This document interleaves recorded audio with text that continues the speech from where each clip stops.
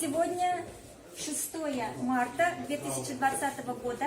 Мы находимся в Верховном суде Республики Башкортостан. И по иску прокуратуры о признании БОО «Башкорт» экстремистской организацией и запрете деятельности. Защитник Буркин поддержал очень правильное и грамотное, по моему мнению, ходатайство о приостановлении производства по делу. И он добавил очень важные обстоятельства к этому ходатайству, заявленному группой защитников. И я бы хотела, Виталий, чтобы вы нам сейчас это еще раз повторили. Дело в том, что основанием для подачи, для обращения с иском, как следует из самого иска, следует то, что Башкорту внесено предупреждение о недопущении экстремистской деятельности, причем с такими достаточно расплывчатыми, абстрактными формулировками. Вот. А у предупреждения есть срок для его исполнения, либо обжалования. Прокурор не дождался, пока будет либо исполнено, либо обжаловано. То есть двухмесячный срок. Да. И подал иск. Это неправильно. На днях Башкорт обратился с административным иском о признании этого предупреждения незаконным.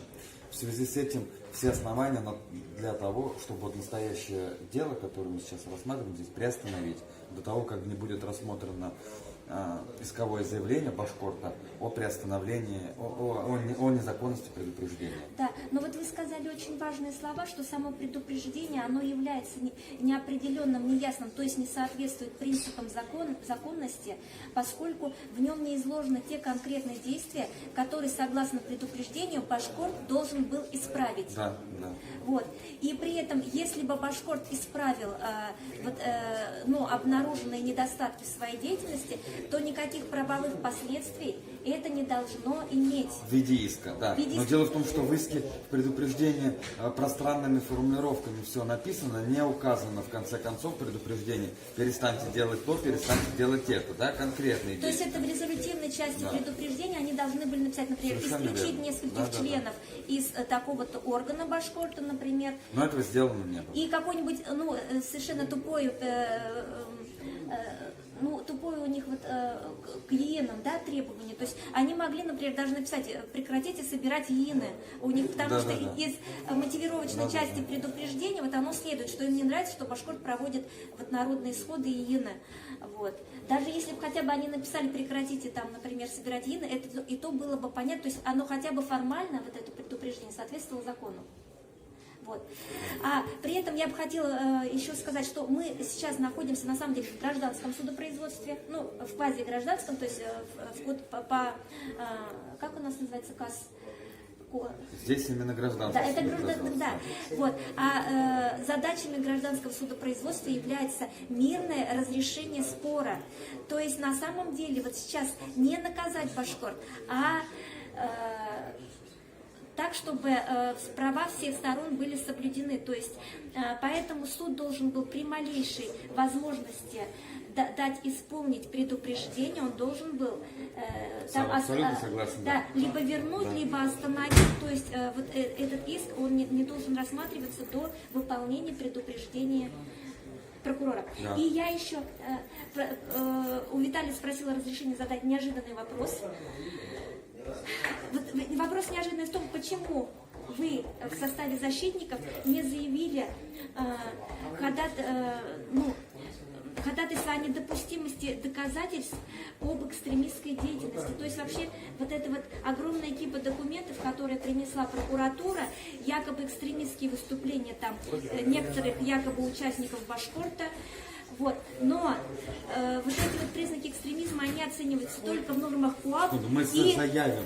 Нормах КоАП мы и заявим. РФ. Сейчас они еще не исследованы. После исследования, когда мы их суть уясним, обязательно заявим. То есть это наше, это начиная судебное задание, это наше, как сказать, это у нас еще будет впереди.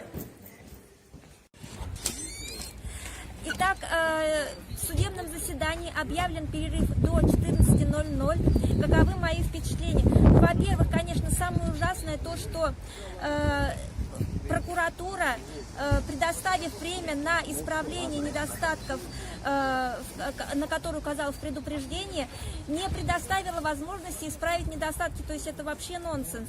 В течение 2 месяцев Башкорт имел право исправить недостатки. Поэтому вот этот иск, он просто не должен рассматриваться. Второе. Экстремистская деятельность, она является либо правонарушением в соответствии с КоАП Российской Федерации, либо уголовным преступлением в соответствии с УК Российской Федерации.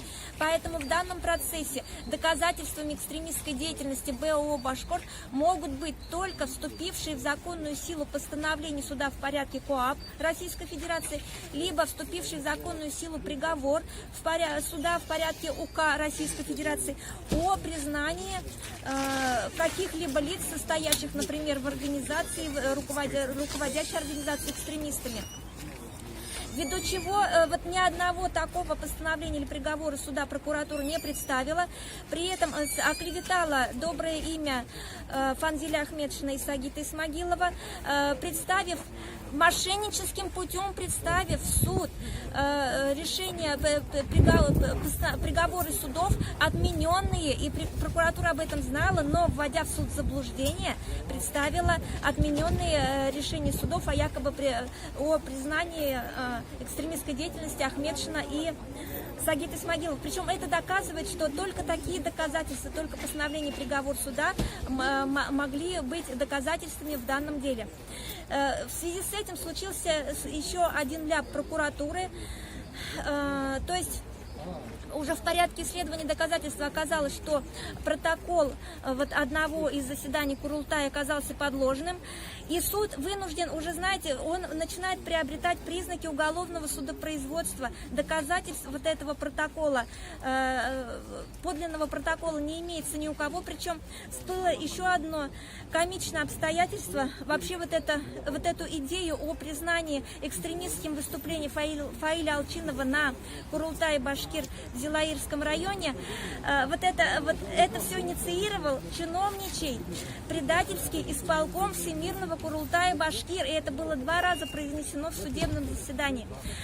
И вот все вот эти позорные факты будут рассматриваться в 14:00 в суде, Верховном суде. Это будет продолжение по адресу Уфа Цурюпа 5.